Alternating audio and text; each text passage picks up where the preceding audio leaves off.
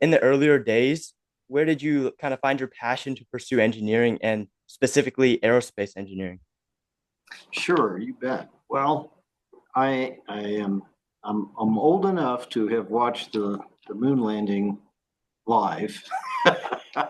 And that was a pretty inspiring experience for me. But just on top of that, and the sheer power and just awesome environments and things that occur on a rocket were just always captivating to me, as well as, the mind-numbing, expanse of space and the opportunity to explore it. Ever since I was a kid, I was inspired by both things. And so I pursued that all the way through into a career, which it sounds like you guys are going to do as well. Yeah, we sure hope so. So you took over as CEO at United Launch Alliance at a time where the commercial space landscape was pretty sh rapidly shifting. What were your first major obstacles or challenges stepping into that role, and what was your approach to them? Yeah, sure. I came to ULA to help transform it from what it had been before, which was the only US provider capable of flying space missions for the government, so a monopoly, to one that could thrive in a competitive environment. And so that in itself, that level of change is a huge challenge in leadership, but also at the same moment that our mainstay rocket, the Atlas, had essentially been outlawed by Congress. Russia had just invaded Crimea, and the Atlas rocket is powered by a Russian rocket engine, which was something that our country wanted to be done at the end of the Cold War to kind of keep the Russian rocket scientists from wandering off to North Korea or places like that.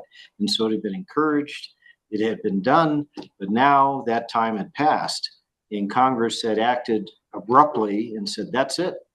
No more RD-180 rocket engines, therefore no more Atlas V launch vehicle. And the law as written, when I walked in the door to try and take this great team and this wonderful technology through the really difficult challenge of moving from basically being an extension of the Air Force into being a member of a competitive community, all of a sudden I had no product. And so it was necessary to go back to Congress and convince them to give us a little bit more time, and also to figure out how to re-engine an Atlas, which really meant redesigning and really developing a whole new heavy class launch vehicle in that competitive environment. Those were the two giant challenges. And in your redesign of that launch vehicle or rocket engine, were there any significant upgrades or things you guys did different than the Russian engine? What kind of optimizations did you guys perform on it? Yeah, we wanted a higher performance engine. And the journey of development itself had a couple of twists and turns in it. When we first started, we thought that we would be able to just really develop a new first stage, because you don't have the engine and the stage sort of separate from one another. The rocket and the engine are developed together. They're a match set. You can start with an existing engine and develop a rocket around it, or the other way around, but it's always done together.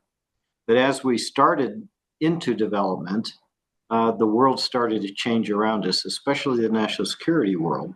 And it became pretty clear that simply a new booster with the old upper stage on top of it was not going to be adequate to purpose, not long term. And so it was necessary to make a strategic decision to shift and literally develop an entirely new launch vehicle.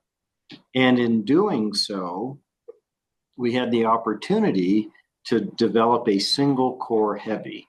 Because when I came to ULA, we had both the Atlas and the Delta Heavy 3-core rocket that did the heaviest payloads to the most difficult orbits.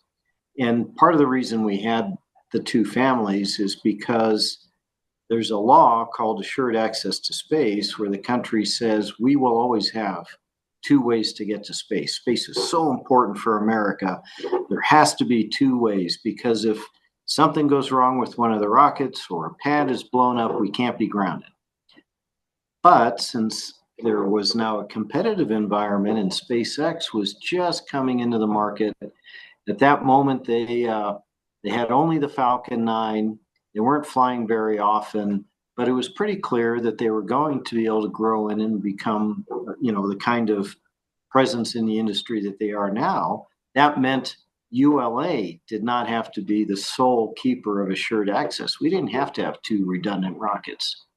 And so we said, okay, we need to do more for the government, and we have an opportunity to just completely retire out that heavy and do all of that heavy mission, not with 3 cores, but 1. So we demanded a lot out of the performance of the rocket and the new upper stage we were developing that we call Centaur 5.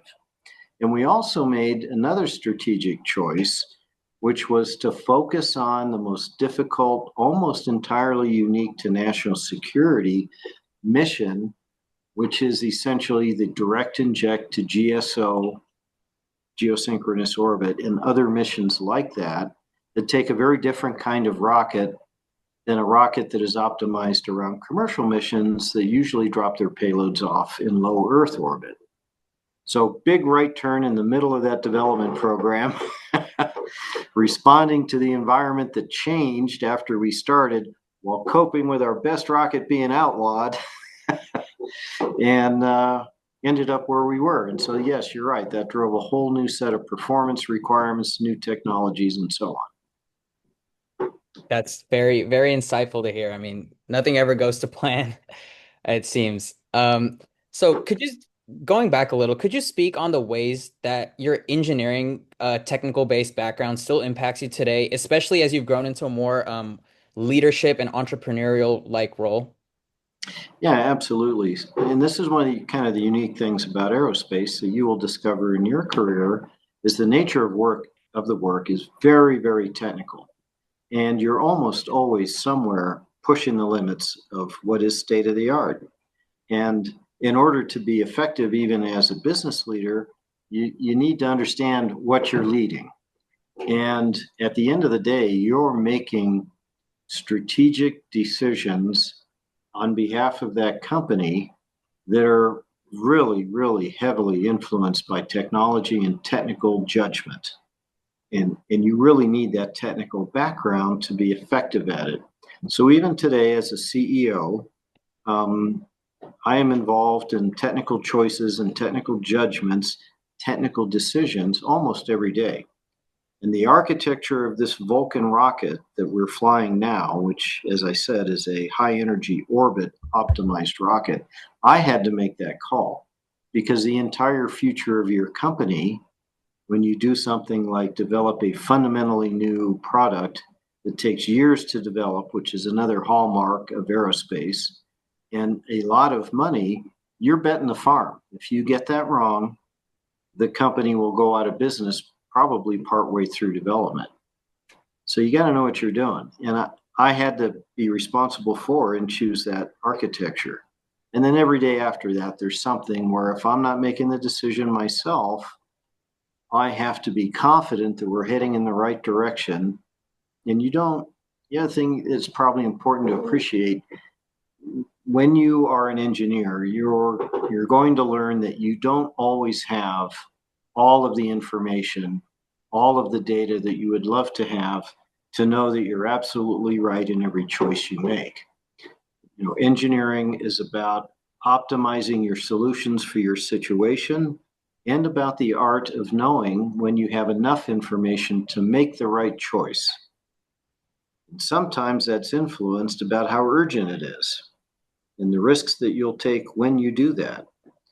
And so, you're always in that technical context, even as the business leader. Okay, so Yeah. Mr. Bruno, just going into kind of the company perspective, especially since you're the CEO of the ULA. So it's a joint venture between Lockheed Martin and Boeing. So how does that shape the company's culture at ULA and your strategy in particular? Yeah, well, the right way to think about it is less of a joint venture of and more like a joint venture owned by, because there's both kinds of joint ventures. So a lot of times when people hear, hey, it's a joint venture of company A and company B, they're imagining the format where those two companies are collaborating on something, a joint venture. And the people who are working on that program or whatever that product is are employees of those parent companies, and they have the resources of those companies to reach back into. And it's really it's like a teaming of two companies. ULA is not that. We're the other kind.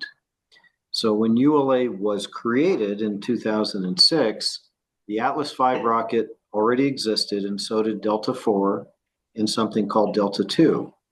And the way this thing was created was as a brand new company. All the Lockheed employees and all the Boeing employees had to retire or resign and then be rehired by the new company. Those two owners gave that new company the drawings for the Atlas and the drawings for the Deltas. They gave them one of the two factories and both launch pads and said, okay, great. You're now your own company. We are your two shareholders. There's a board of directors in between us. And, we'll give you corporate governance like any other shareholders, but go forth and be a company. So that's how it works. So in terms of the influence, it comes probably in two flavors. There's the heritage of the technology that was in Atlas and Delta. Much of that ended up in Vulcan. And at first, the employees had come from those two companies. And by the way, they came with two different cultures because every company is unique.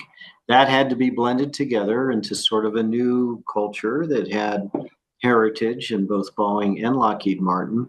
And then as time has gone by, today, there are relatively few people here today who had prior been employees of those two original owners. I had worked for Lockheed Martin for 30 years before I came here, but I came here after retiring and being rehired by ULA, just like everybody else. Okay, so speaking of Vulcan, so Amazon's Project Hyper is one of Vulcan's high-profile commercial missions. So how does ULA view its role in helping build out global communications infrastructure through these types of partnerships? Yeah, absolutely. One of the things that is a part of ULA culture, since we were just talking about that, is that the customer's mission is our mission. You know, rockets are super cool. We're all rocket scientists here. We love rockets. But at the end of the day, we know that the rocket itself has no value of its own. It's only there in order to get a customer's mission into space and on orbit. So when we look at Kuiper, we're just all in about Kuiper. You know, how many Kuiper satellites do you need to offer initial service? When do you need them by? And everything we focus on relative to that mission to Amazon is all about what they need and what their business is. And if our flights are successful and our rockets are a thing of beauty, but they don't succeed on their mission, then we haven't succeeded either. And the same is true for our national security customer, where we have really a conscious, continuous, deep awareness that we're building very critical assets upon which lives depend. Some are entirely unique, one-of-a-kind, billion-dollar spacecraft, and our country's national security is tied to that mission. So again, we're all about their mission, and the rocket is just the way it gets there. So just out of curiosity, when when companies go about, and maybe more specifically ULA, go about naming their rocket, how do they pick that name, like Vulcan or Delta or such? Yeah, you bet. Well, traditionally, they're all named after Greek gods, like Titan and Atlas and so on, or a heritage from where they came from. Delta had started its life as an ICBM. There was a Thor, there was a Delta, then there was a Delta Thor, and then it grew into a space launch vehicle. Even Atlas started as an ICBM, the Atlas SM-65. And we broke that mold just a little bit in that I thought it would be fun to reach out to the space community and let space enthusiasts be a part of all this. And so I first solicited inside my company for, what do you think we ought to call this rocket? And our employees had all kinds of ideas, lots of Greek gods, as you might imagine. And we kind of took the top several of these, and then I crowdsourced this. We turned it out to the internet and let people vote. And, Vulcan collected 1 million+ votes. And we said, well, clearly, the universe has spoken. It shall be Vulcan. So That's wait, a that's a sorry, go ahead. I had just had a quick question, Mr. Bruno, just out of curiosity as well. You have the video surveillance in the top right corner of your screen. Is that the video surveillance of the actual launch site It in Florida? is. In fact, I'm going to look and make sure you're not seeing anything you shouldn't. Good. So, yeah, that's a live feed right now from Cape Canaveral. And if you could see the whole screen, you would see several frames where we're looking at both the vertical integration facilities and our launch pad, and then inside those buildings where rockets are being integrated for upcoming flights. Cool. So, surveying the landscape of aerospace, we have supersonic flight, hybrid electric aircrafts, permanent lunar exploration, things like that. What do you view as the next big thing that will really redefine this industry, in your opinion? Yeah, absolutely. Well, the next big thing in terms of the technology and transportation will be through space transportation. So today we think about going to space. We put something somewhere and it lives there and it does a job. So it's in Earth orbit, or it's orbiting around a planet, orbiting around the moon, perhaps, when we have the gateway or whatever that station becomes.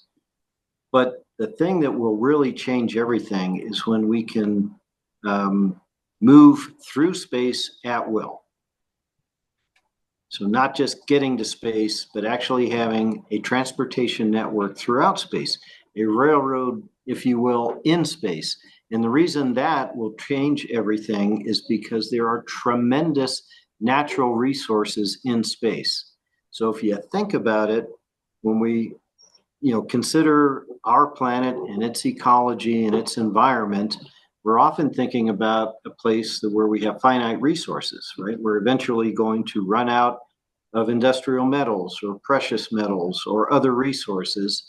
And there are people who are off trying to figure out how to conserve those, which is great, but really how to live smaller and smaller lives. And if you project this out to its logical conclusion, until we run out of resources and civilization collapses, kind of a dark future, But at the same time that we're contemplating that, there are tremendous imagination defying abundance of resources right here in space, just a few days from where you're sitting and where I'm sitting here.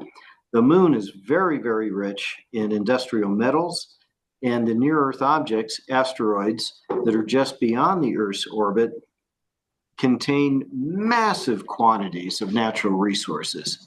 More precious metals that have ever been extracted from Earth in all of human history. 1,000 years worth of industrial metals.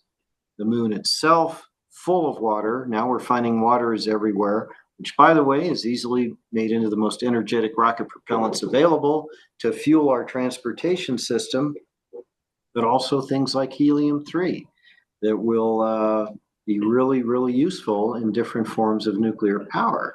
And so we don't have to be in that other model with this dim future for humanity. Instead, we can think about this species destiny changing, almost infinite natural resources that are just a few days from our grasp. And all we need is a practical through space transportation system to make that future come to pass. And it will within your lifetimes. Okay, so on to some of our final questions. Many of our listeners are students or early career professionals in aerospace. So, what advice would you give to someone hoping to lead or run a space program in the future, especially in this rapidly evolving industry? Well, first off, follow your passion.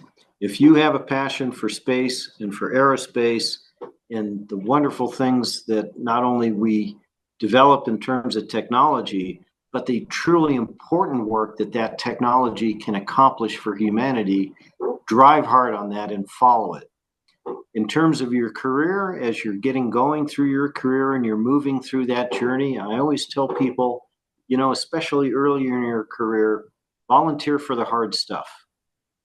That's where you learn the fastest. That's where you have the biggest impact. And it's where you will be noticed and given opportunities to continue to stretch yourself. So if you're working in a team and there's some big nasty fur ball and everybody else on the team is running away from it, and you think you can help, you should volunteer. Always do that. So, now final question. So what are some ways that like motivated high school or college students can become involved with the ULA? Some of our listeners may sometimes want like dream to work as a rocket scientist. What are some ways that they can maybe get involved? Yeah, sure. We do a lot of outreach to the communities where we are in the high schools, grammar schools, and universities to provide, opportunities for people to interact with rocket scientists, to be a part of our student rocket program that we run out of our different sites. And of course, when you're in university, I strongly encourage students to pursue internships. We have a very robust internship program ourselves, and I like to think ours is one of the really good ones because I insist that our interns come here and do real work that really ends up on the rocket, not an academic project that will teach them things and familiarize them, but maybe doesn't necessarily have to get done for our mission. I want both to happen. So definitely do that. Do the extracurricular things because when we're hiring, we don't only look for students from great schools with good grades. We want to know that you've got that passion as well as that ability to work in teams because everything in the actual aerospace world is done in a team as a group of people.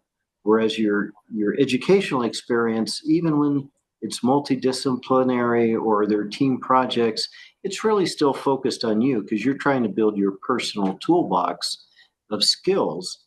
But when you actually apply it, it's always together. So we love to see students who were involved in amateur rocketry, who were involved in clubs that were space related, who were perhaps engaged back downward. So if you're in high school and you have an opportunity to support students in grammar school with interest in space, we love that stuff. Definitely have that in your resume. It'll help fuel your passion for space, for aerospace, for rocketry, and it tells us that you're the kind of person we want on our team.